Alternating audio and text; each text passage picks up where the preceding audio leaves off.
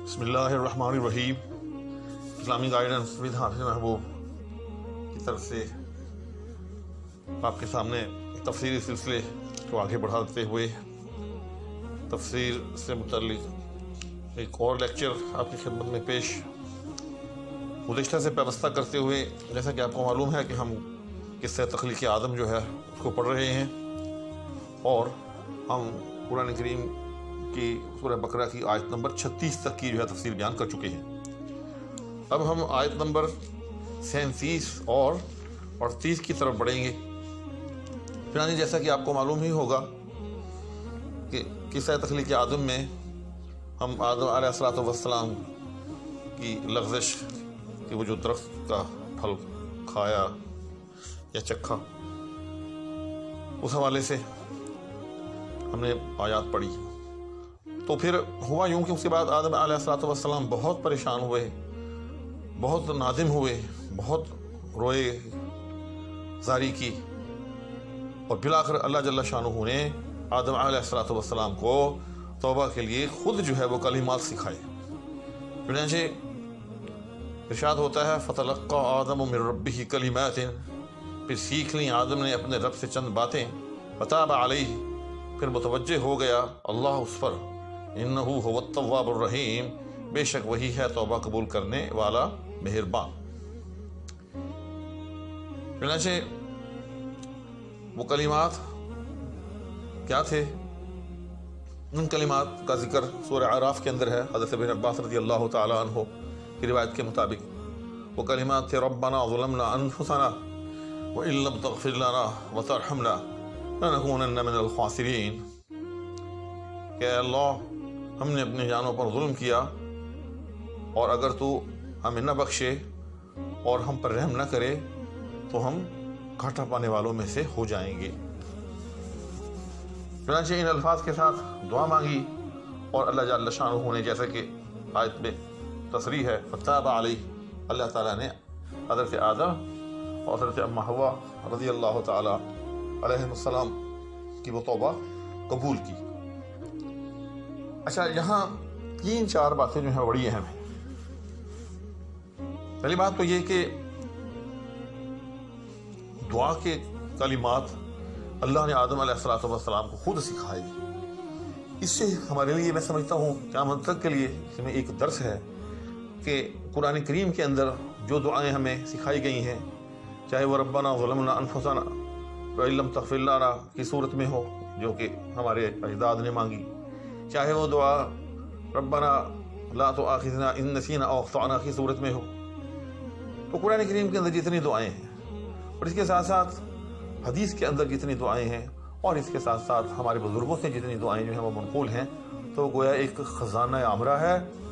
ہمیں جو ہے گویا مانگنے کا ڈھنگ سکھایا گیا ہے، مانگنے کے آداب سکھائے گئے ہیں، تو ہمیں چاہیے کہ ہم ان دعاؤں کو جو ہے وہ یاد کریں۔ جی ہاں، اس میں بڑی حکمت ہے کہ آدم علیہ السلام کو اللہ جل شانہ نے خود مانگنے کا طریقہ سکھایا، وہ الفاظ سکھائے کہ آپ ان الفاظ سے جو ہے وہ دعا مانگیں تو آپ کی جو ہے وہ دعا قبول ہو جائے گی۔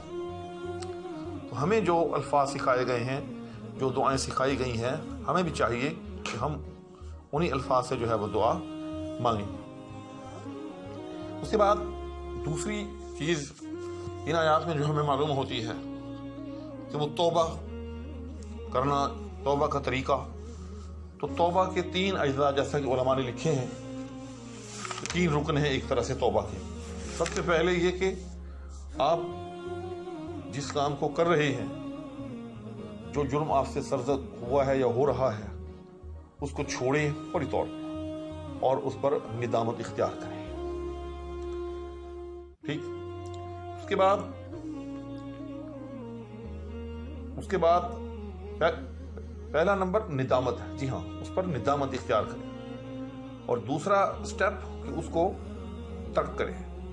اگر آپ ایک غلط کام کر رہے ہیں، آپ کہتے ہیں کہ جی میں بڑا شرمندہ ہوں، میں بڑا نادم ہوں، لیکن آپ اس کو پھر بھی کیے جاتے ہیں، ٹھیک، تو گویا کہ آپ جو ہے سچے دل سے توبہ نہیں کر رہے۔ تیسری بات کہ آئندہ کے لیے اسے نہ کرنے کا پکا عزم کریں۔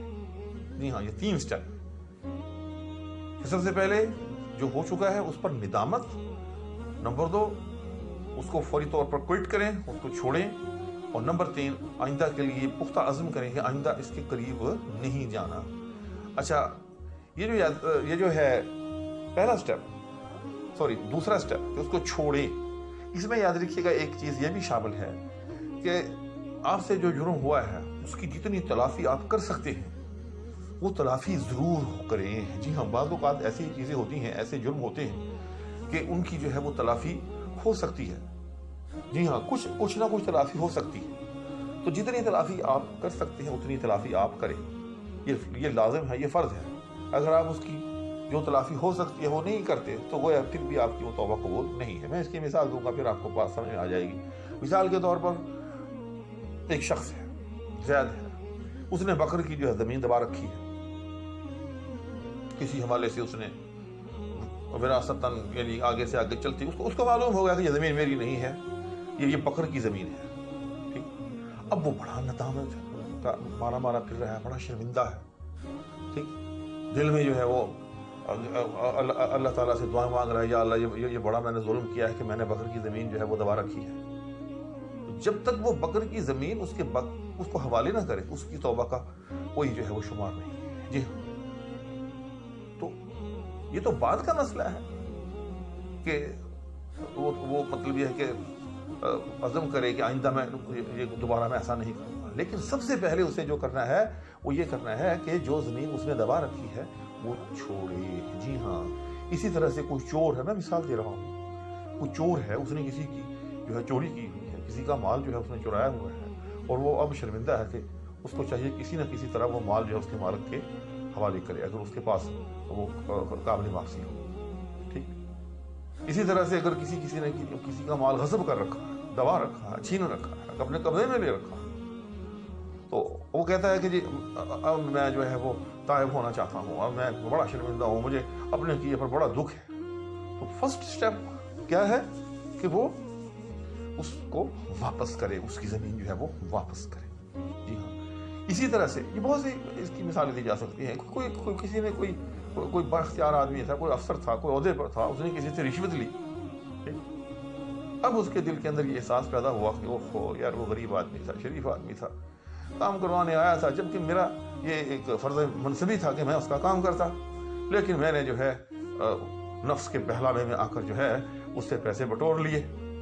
اب وہ شرمندہ ہے, تو کیا چاہیے اس کو, اس سے جو پیسے اس نے لیے ہیں کسی نہ کسی طرح اس تک وہ واپس پہنچائے. جی ہاں, تلافی جس کی نہیں ہو سکتی وہ یہ ہے کہ جو اس نے اس کے ساتھ زیادتی کی, ظاہر ہے اس کے لیے استغفار ہے. جی ہاں, یہ بڑا باریک اور حساس مسئلہ ہے, عام لوگ اس کو نہیں سمجھتے, لیکن سمجھنا چاہیے. یہ جو معافی ہے نا, استغفار کرنا, یا اللہ مجھے معاف کر دے, یہ تو اس عمل ہے کہ جو اس نے اس کو اذیت دی, اس کو تکلیف دی, اس کو تنگ کیا, اس کا مال جو ہے اس نے اتنے دن دبائے رکھا, لیکن اس چیز کی کوئی معافی نہیں ہے اس وقت تک جب تک کہ اس کا مال جو اس نے اتنے دن دبائے رکھا اور ابھی تک اس کے پاس موجود ہے وہ مال اس کو اس تک واپس پہنچائے. تو یہ بڑا اہم ٹاپک تھا, تو اس لیے میں اس کو تھوڑا سا تفصیل کے ساتھ بیان کیا. دوبارہ میں اس کو دہرا دیتا ہوں کہ سب سے پہلا سٹیپ کیا ہے کہ جو اس نے جرم کیا ہے, جو بھی توبہ کرنا چاہتا ہے, جو اس سے سرزد ہوا ہے اس پر ندامت اختیار کرے. ٹھیک, اور دوسرا سٹیپ اس کو فوری طور پر چھوڑے. لیکن اس کے ساتھ ساتھ جیسے میں نے تفصیل کے ساتھ بتایا کہ چھوڑنے کا مطلب یہ نہیں کہ آئندہ میں جو زمین کسی کی نہیں دباؤں گا, آئندہ میں کسی سے رشوت نہیں لوں گا, نہ, یہ اس کا ایک جز ہے. جی ہاں, آئندہ نہیں لوں گا رشوت یا آئندہ زمین نہیں دباؤں گا, یہ اس کا ایک ایلیمنٹ ہے, یہ اس کا ایک رکن ہے. اس کے ساتھ دوسرا رکن یہ بھی شامل ہے کہ جو اس نے زمین دبا رکھی ہے اور جو اس نے کسی سے ناجائز پیسے جو ہے بطور رشوت لے رکھی ہیں اس تک وہ بھی واپس پہنچائے. اور تیسرا سٹیپ کہ آئندہ کے لیے پختہ عزم کرے کہ میں آئندہ جو ہے اس قسم کی کوئی حرکت جو ہے وہ نہیں کروں گا. اگر یہ 3 سٹیپس وہ آدمی اختیار کرتا ہے تب تو اللہ کے ہاں اس کی جو ہے وہ توبہ معتبر ہے, ورنہ اس کی توبہ جو ہے بس اللہ کے رحم و کرم پر ہے. اس کے بعد انہ هو التواب الرحیم. اچھا, یہاں ایک اور بھی علماء نے مسئلہ لکھا, فتاب علیہ, کہ اس کی توبہ قبول کی, کہ جب وہ دانا چکھا اس میں حضرت آدم حضرت اما حوا دونوں کا ذکر ہے, لیکن توبہ کے وقت صرف جو ہے حضرت آدم علیہ السلام کا ذکر ہے علیہ ہے، یعنی کہ علیہما کا لفظ نہیں، علیہما ہوتا تو اس کا مطلب تھا کہ دونوں کی توبہ قبول کی۔ تو اس میں علماء نے لکھا ہے کہ یہ ایک طرح سے ایک حجاب اور ایک حیا کی جو ہے تعلیم ہے، کہ عام طور پر جو ہے عورت کا ذکر جو ہوتا ہے وہ تھوڑا سا جو مطلب یہ ہے کہ مرد کے تابع ہوتا ہے۔ تو گویا کہ جب آدم علیہ السلام کی توبہ کی قبولیت کا ذکر ہوا تو اما ہوا کی توبہ کا جو ہے اس کے ضمن میں جو ہے ذکر ہو گیا۔ آگے ارشاد ہوتا ہے قُلْ نَهْبِطُوا مِنْهَا جَمِيعًا، پھر ہم نے حکم دیا کہ نیچے جاؤ یہاں سے تم سب، اما یعنی زمین پر جاؤ۔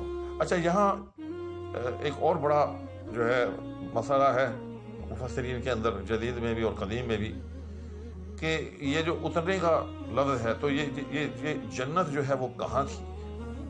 کیا جنت سماوی تھی یا جنت ارضی تھی؟ نمبر 2 کہ وہ اتر کر کہاں آئے، زمین کے کس حصے میں اترے؟ تو یاد رکھیے گا کہ یہ دونوں سوال جو ہیں مختلف تفاسیر میں اٹھائے جاتے ہیں، تو لیکن ان کا قطعیت کے ساتھ جو ہے کوئی جواب بھی جو ہے وہ نہیں مل سکتا، چونکہ جب اللہ جل شانہ نے اس کی ضرورت نہیں سمجھی تو ہمیں بھی جو ہے پھر اس کا قطعی جواب جو ہے وہ نہیں معلوم ہو سکتا۔ اور یقیناً جیسے میں نے ایک لیکچر میں تفصیل کے ساتھ بتایا تھا، ہمیں اس کی ضرورت بھی نہیں ہے، چونکہ اس کا ہماری ایمانیات یا ہمارے اعمال کے ساتھ کوئی تعلق نہیں ہے۔ اِمَّا يَأْتِيَنَّكُم مِّنِّي هُدًى، پھر اگر تم کو پہنچے میری طرف سے کوئی ہدایت، فَمَن تَبِعَ هُدَايَ، تو جو چلا میری ہدایت پر، فَلَا خَوْفٌ عَلَيْهِمْ وَلَا هُمْ يَحْزَنُونَ، تو نہ ہوگا کوئی خوف ان پر اور نہ وہ غمگین ہوں گے۔ وَالَّذِينَ كَفَرُوا وَكَذَّبُوا بِآيَاتِنَا، اور جو لوگ منکر ہوئے اور جھٹلایا ہماری نشانیوں کو، اولئک اصحاب النار، وہی ہے دوزخ میں جانے والے، ہم فیہا خالدون، وہ اس میں ہمیشہ کے لیے رہیں گے۔